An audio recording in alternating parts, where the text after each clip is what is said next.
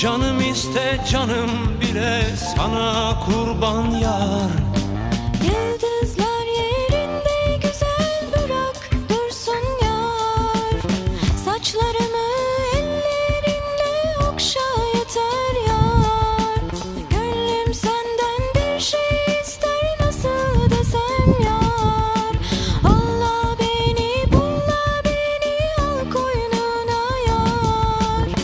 Rüzgar olup ince beline sarılayım yar. Çimen olup ayağına serileyim yar.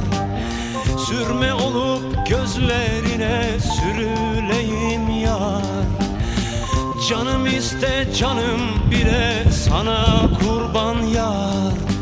Allah beni bulla beni al koynuna yar. Gözüm senden başka